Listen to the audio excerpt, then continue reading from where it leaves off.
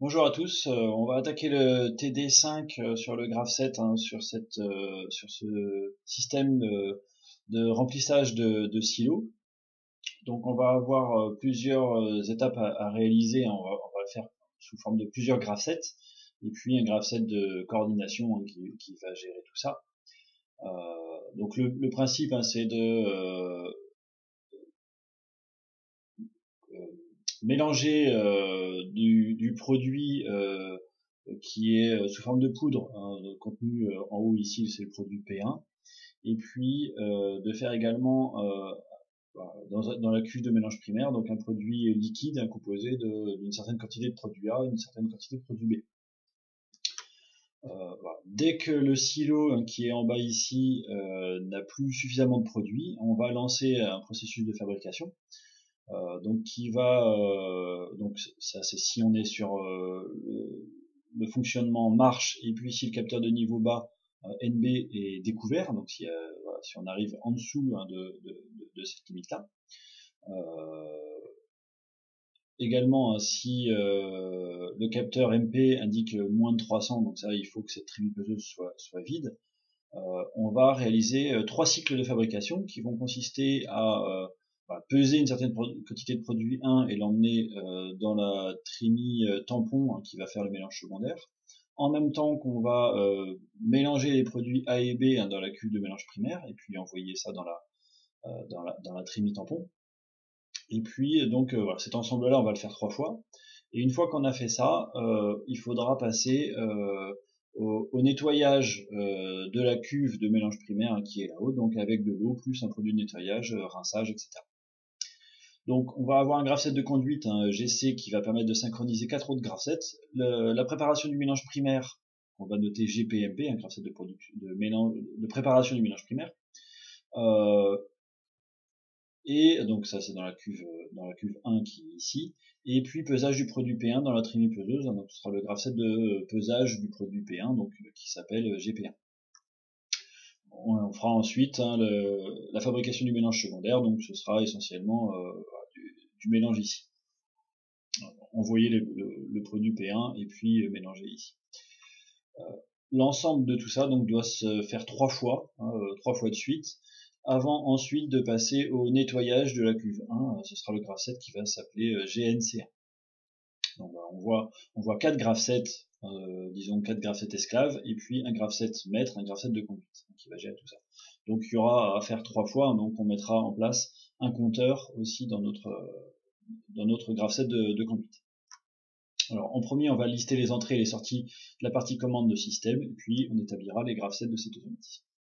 Alors je vais commencer par écrire les différentes entrées que l'on a. Alors cette distinction est très importante pour moi, au sens où les entrées doivent être uniquement sur les transitions, et puis les sorties uniquement dans les rectangles d'action. Donc pour essayer de bien distinguer tout ça. Alors en entrée, on va avoir évidemment le capteur de niveau bas NB, pardon. On va avoir aussi alors ce qui va contrôler alors NB il est ici, hein. Ce qui va contrôler les bonnes quantités de produits A et de produits B, c'est les capteurs XA et XB qui sont là-haut. On va avoir également aussi le capteur XC, hein, qui va nous dire que voilà, le contenu de la cuve de mélange primaire est passé. Donc c'est un capteur volumétrique. En réalité, c'est plutôt un compteur d'impulsion. Un capteur volumétrique va donner une impulsion tous les 100 millilitres, tous les litres, etc. Donc voilà, ce sera un petit peu plus compliqué, mais tout à fait faisable. On va avoir du côté pesage ici, on va avoir une ouverture d'une trappe actionnée par le vérin A pour laisser couler le produit P1, donc qui va avoir deux capteurs associés A0 et A1. A0 trappe fermée, A1 trappe ouverte. Donc, je vais les rajouter ici. Même chose pour, on va avoir une deuxième trappe, hein, sous la trémipeseuse, hein, qui est ici, avec les capteurs B0 et B1 qui sont là. Donc, une position trappe fermée et trappe ouverte. On va avoir également évidemment le commutateur marche-arrêt, donc il faut que le système soit sur marche, hein, pour que quand le niveau bas est découvert, le remplissage se fasse, la fabrication et le remplissage se fassent. Et puis on va avoir encore une autre entrée qui est le capteur de pesage. Alors c'est une entrée un peu particulière, c'est une entrée analogique. Alors ça reste une entrée, hein, donc pour moi à comptabiliser dans la liste des entrées. Et donc je vous rappelle, une entrée analogique va nous envoyer une information entre 0 et 10 000 pour une tension entre 0 et 10 volts ou pour un courant 80 mA par exemple. On verra, on l'a déjà vu dans les TD précédents et on verra comment le prendre en compte ici. Non, je sais pas pourquoi de temps en temps ça me fait ça. Je vais essayer de gommer ça, voilà. Donc il me manque le S de sortie. Alors au niveau des sorties, donc pardon, au niveau des entrées, ça doit nous donner 10 entrées, 1, 2, 3, 4, 5, 6, 7, 8, 9 et puis 10 avec l'entrée analogique MP, masse pesée, comprenez masse pesée. Au niveau des sorties, donc on va trouver des électrovannes un peu partout, donc EVA, EVB pour envoyer les produits A et B dans la cuve primaire. On va avoir, tant que j'y suis sur cette cuve, on voit qu'on a une électrovanne EVN et EVE aussi.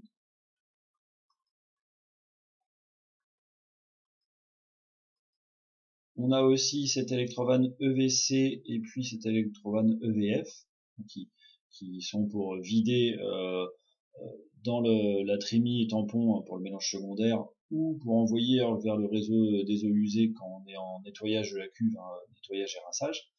Donc je vais aller faire apparaître ici EVC, EVF. Et puis voilà, au niveau des autres entrées, on va avoir un contacteur moteur qui alimente le moteur M1 qui est ici. Donc le contacteur moteur il s'appelle KM1.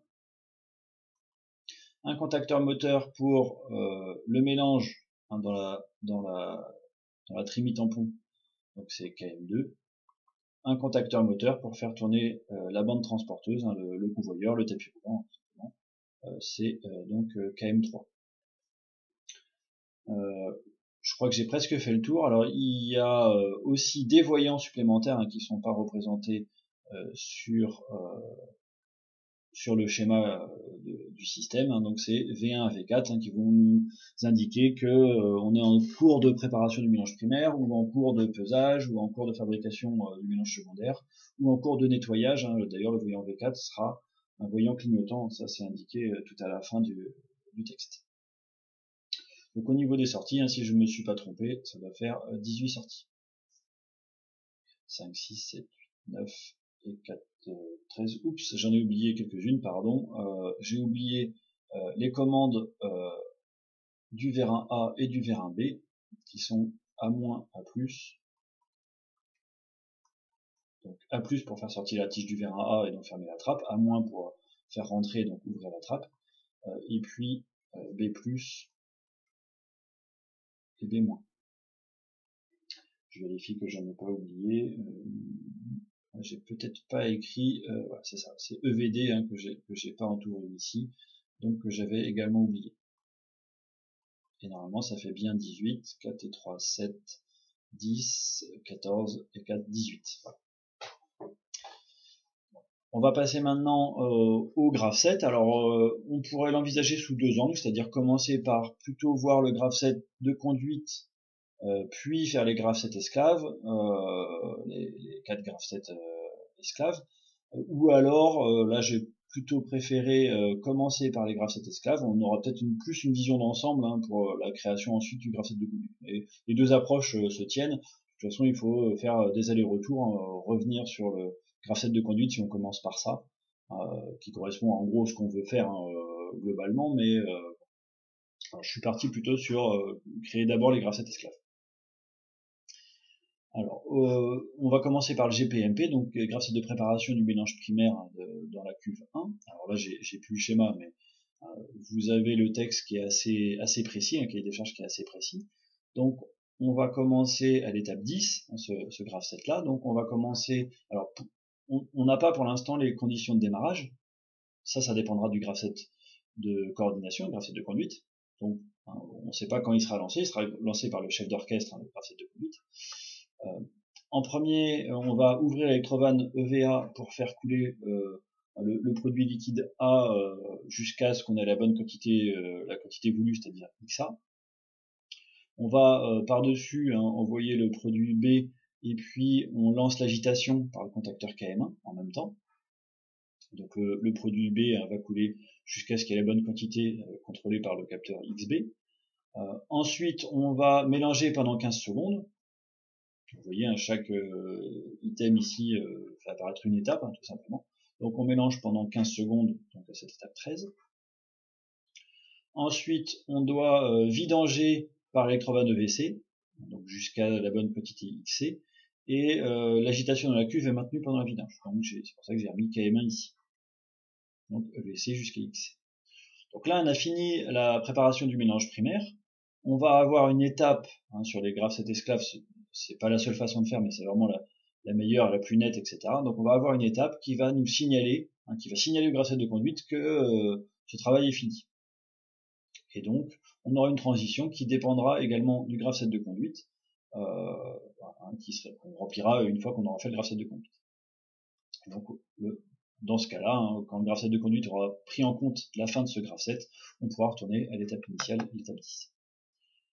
Pour le pesage du produit P1, donc c'est le graphe 7 qui s'appelle GP1 qui commence à l'étape 20, on connaît toujours pas les conditions de démarrage, pour tous les graphes 7 esclaves ce sera le cas. À l'étape 21, on va commencer par ouvrir la trappe.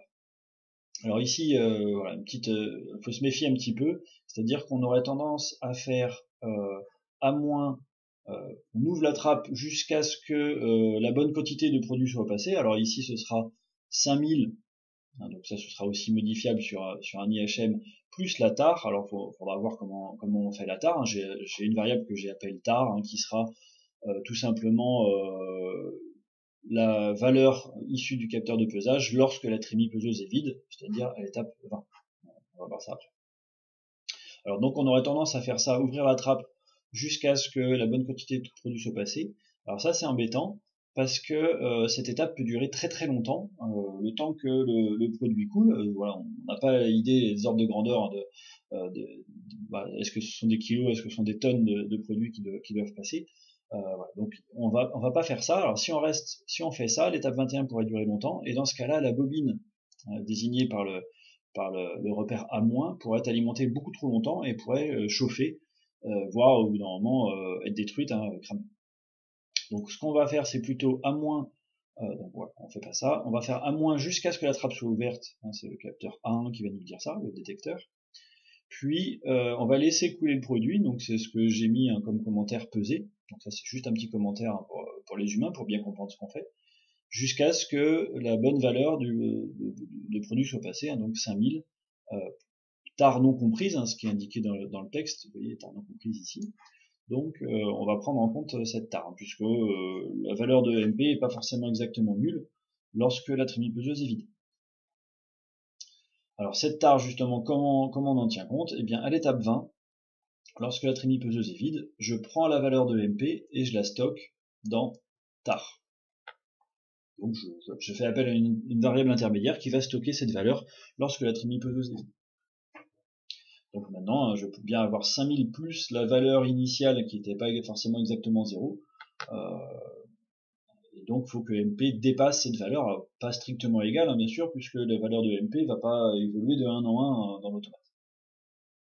Alors cette valeur de 5000 pourrait très bien être modifiable sur une interface homme-machine, une IHM, suivant les recettes qu'on veut fabriquer, tout de même que les réglages sur les capteurs XA et XB. Si on veut faire plusieurs recettes sur le même système, bien entendu, pour être un petit peu plus flexible.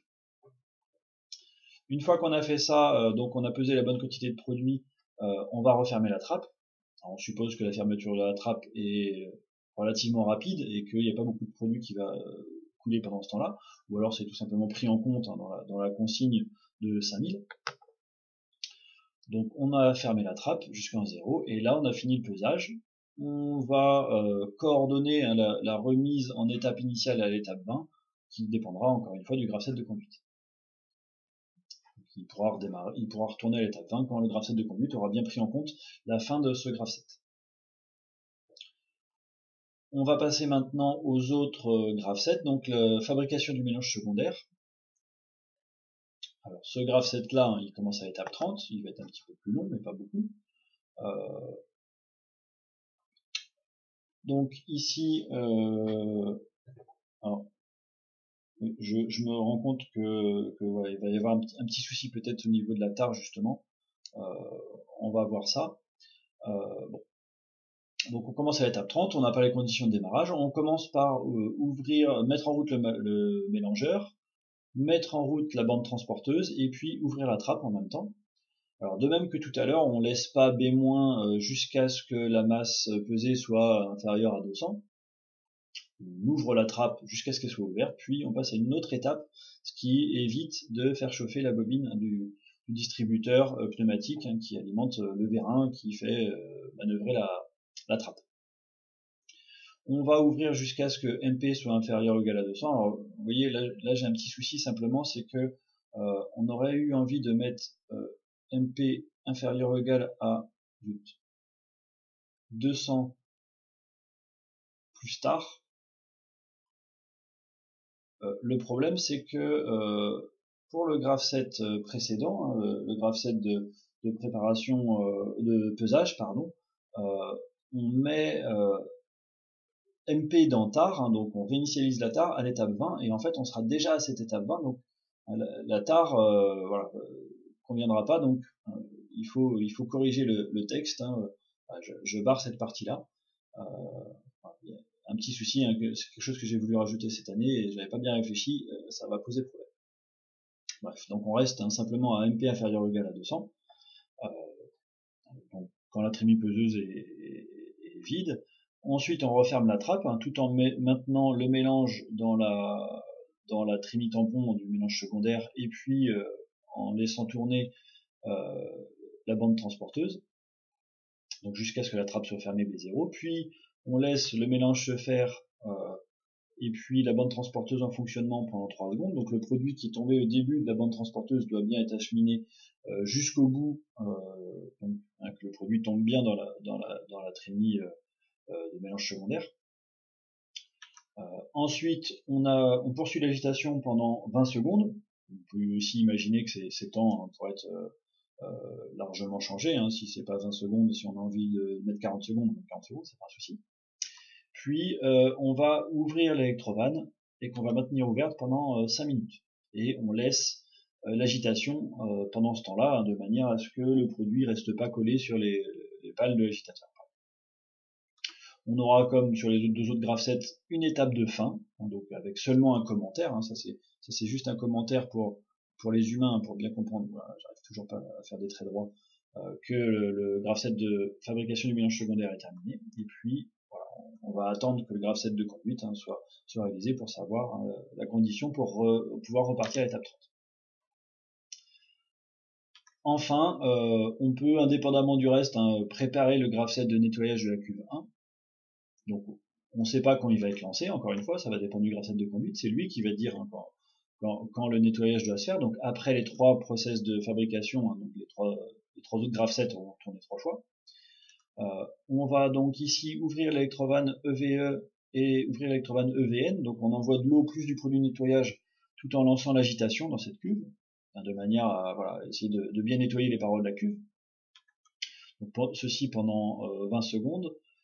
Puis, alors là, pareil, le texte n'était pas très précis, donc j'ai rajouté, vous voyez en bleu, que on va ouvrir la vanne de vidange vers le réseau d'eau usée pendant 15 secondes.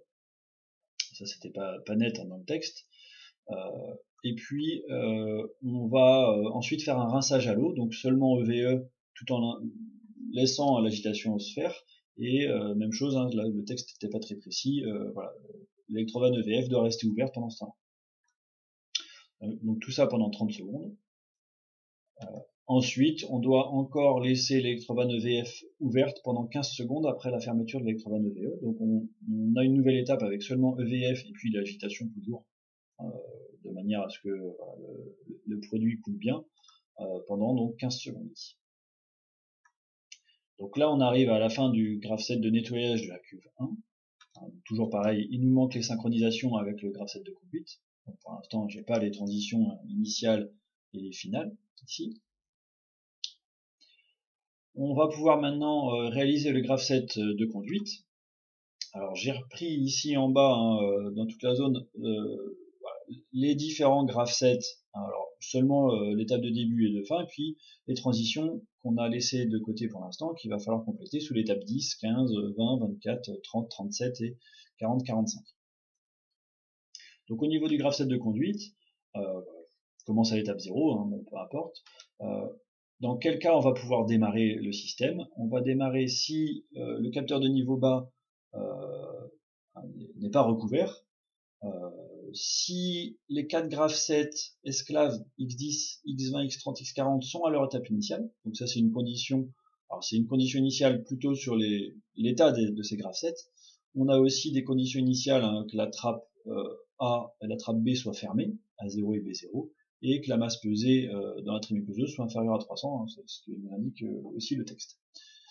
Il nous manque d'ailleurs, je ne sais pas pourquoi je l'avais oublié ici, je rajoute maintenant, il faudra aussi que le commutateur marche-arrêt soit sur marche.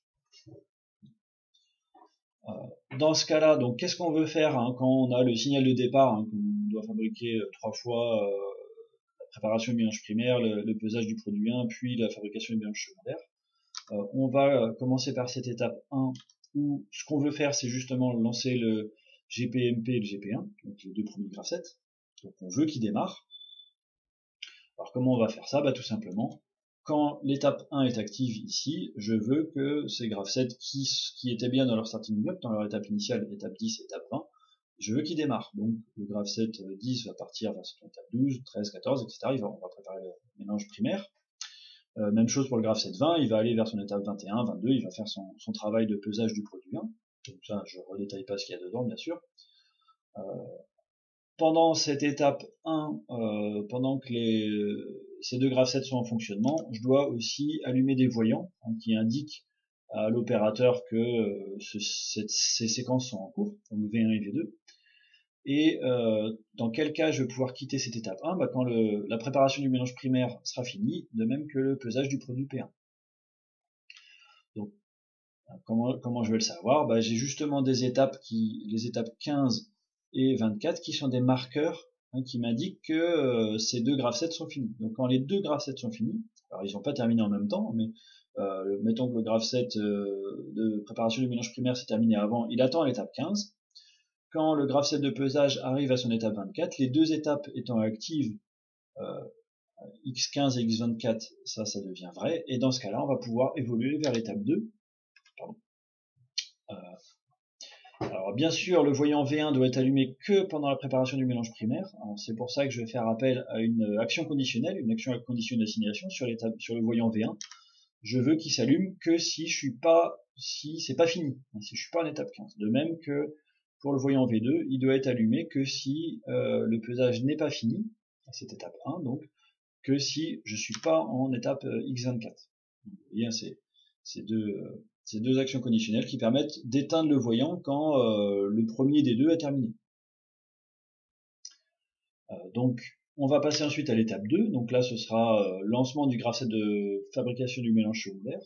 Alors ce qui nous manque encore, hein, c'est de compléter les transitions de fin sous l'étape 15 et sous l'étape 24 ici. Alors tout simplement, si je suis passé à l'étape 2, c'est que j'ai bien pris en compte la fin de ces deux graph sets, hein, GPMP et GP1. Et puisque je suis passé à l'étape 2, ces graph sets vont pouvoir revenir à leur étape initiale, donc d'où le x2 qui est ici, de même que j'aurai x2 sous l'étape 24 ici.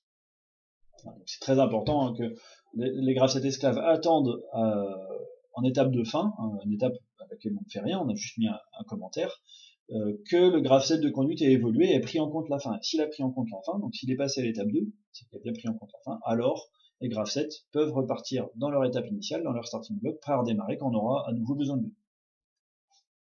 Donc à l'étape 2, qu'est-ce que je veux faire? Je veux lancer le graph set de fabrication du mélange secondaire. Alors j'ai mis un petit commentaire, hein, toujours sur le graph set de conduite, alors j'essaie un petit peu de place parce qu'il y aura un voyant à mettre. Et donc si je suis à l'étape 2, le graph set 30 va pouvoir partir vers son étape 31, 32, 33, etc. Donc c'est x2, hein, son marqueur, son signal de départ. Pendant ce fonctionnement-là, le voyant V3 doit être allumé tout le temps. Alors ici, il y a un seul graph set, donc j'ai pas besoin de mettre une action conditionnelle avec x37 bar sur le voyant V3. Quand je vais arriver à l'étape 37, c'est que ce graph set c'est fini.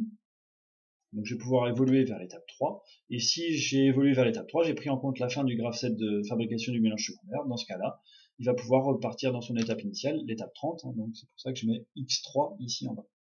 Vous voyez toujours sur les graph sets esclaves, enfin très souvent, c'est pas la seule façon de faire, mais très souvent, la transition de fin, c'est celle qui suit la transition de début.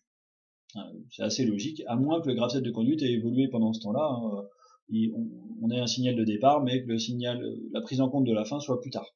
Pourquoi pas. Mais très souvent, et c'est assez logique, on va se retrouver dans cette situation-là. Et quand on se retrouve dans cette situation-là, on sait qu'on a bon a priori. Bref. Donc quand on arrive à l'étape 3, là on va avoir une sélection de séquences qui va s'ouvrir, puisque je me rappelle qu'il faut faire 3 fois cet ensemble GPMP, GP1 et GFMS. Préparation du mélange primaire, faisage du produit 1 en même temps, et fabrication du mélange secondaire. Donc ça, je dois le faire 3 fois. Donc je vais avoir une boucle qui est ici, et qu'on va faire donc 3 fois. Vous pourrez imaginer en faire beaucoup plus, pourquoi pas, ça peu importe. Donc je vais avoir utilisé un compteur, que j'ai utilisé le compteur C0, alors c'est C avec un numéro, C0, C1, C2, peu importe. Donc si le compteur est inférieur à 3, si j'ai fait moins de 3 fois cette branche étape 1, étape 2, étape 3, alors je dois recommencer. Si le compteur arrive à la valeur de 3, alors je prévois toujours le cas supérieur ou égal à 3, si jamais il arrive à 4 ou 5, pour je ne sais quelle raison, je préfère toujours imaginer ce cas-là et qu'on sache quoi faire. Bref, donc quand le compteur est inférieur à 3, on va retourner à l'étape 1. Quand il arrive à 3 ou si jamais il arrive à plus, on va évoluer vers l'étape 4 ensuite. Et bien entendu, ce compteur, faut l'incrémenter. Je vais l'incrémenter de préférence juste avant, à l'étape 3. À chaque fois que j'ai terminé GPMP, GP1 et GFMS, donc la fabrication, j'incrémente le compteur. S'il est inférieur à 3, je recommence, etc. Quand il arrive à 3, alors je vais aller vers l'étape 4. Pensez toujours sur un compteur qu'il faut avoir au moins un test, en général il y en a 2, une incrémentation, toujours aussi, et puis il faut penser à la remise à 0 du compteur. Donc tant que j'y pense tout de suite, je vais la faire apparaître à l'étape 0, à l'étape initiale du graph set de conduite, je remets toujours le compteur à 0. Donc une fois qu'on a fini 3 fois ces 3 graph sets, on va pouvoir passer à l'étape 4. À l'étape 4, je veux lancer le graph set de nettoyage de la cuve 1, donc GNC1. Donc pour faire ça, je vais faire apparaître ici la variable x4, son signal de départ, donc il va évoluer vers l'étape 41, 42, etc. Et donc on va avoir le nettoyage qui va se faire. Pendant ce temps-là, le voyant V4 est allumé. Alors ici, le voyant V4 est un peu particulier. On veut signaler clairement à l'opérateur, donc on veut un voyant clignotant. Alors je vous propose un petit graph set qui va permettre de faire ce clignotement-là. Donc un petit graph set contenant les étapes 100 et 101 et qui contient simplement deux temporisations, 0,7 secondes et 0,3 secondes. Alors là je me suis amusé à mettre 0,7 et 0,3 pour que le voyant soit allumé longtemps et éteint peu de temps. Donc on peut changer le rythme, donc la période ça reste une seconde, donc on est à 1 Hz de fréquence, mais il est allumé 0,7 secondes et il va être éteint 0,3 secondes. Donc pour faire ça, donc grâce à ce graph set, je crée une variable qui change d'état voilà, toutes les secondes, l'étape 100, et j'utilise en action conditionnelle x100 ici, de manière à ce que le voyant V4 soit allumé si je suis à l'étape 4, et si l'étape 100 est vraie, et l'étape 100 est vraie, 0,7 secondes sur une seconde, donc 70% du temps. Donc le voyant V4 est allumé 70% du temps. Donc le graph set de nettoyage de la cuve 1 a été lancé à cette étape 4, il fait son boulot. Quand il arrive à l'étape 45, c'est le marqueur comme quoi il a fini son travail. Donc le graph set de conduite va pouvoir évoluer. Et ici, il a fini son travail, on a fini les 3 cycles plus le nettoyage de la cuve, donc on va pouvoir retourner vers l'étape 0. Puisqu'on est retourné à l'étape 0, on a bien pris en compte la fin du graph set de nettoyage de la cuve 1. Dans ce cas-là, le graph set de nettoyage de la cuve 1, c'est la transition qui nous manque ici sous l'étape 45, va pouvoir repartir vers son étape initiale, prêt à redémarrer quand on aura à nouveau besoin de lui, donc suite à 3 fabrications de mélange quand on veut re-remplir le silo. Donc voilà qui conclut cet ensemble de graph set. J'espère que vous avez bien compris justement le fonctionnement de cette structure hiérarchisée et le fait de cet intérêt de faire plutôt des graph sets distincts pour chaque séquence, chaque grande séquence, ce qui est bien plus facile pour la lecture, la maintenance, la modification éventuelle, plutôt qu'un seul grand graph set qui contiendrait tout ça en même temps. Même si c'est faisable, ce serait assez compliqué. Bon, j'avais repris ici simplement les différents graph sets esclaves. Voilà. Je vous remercie.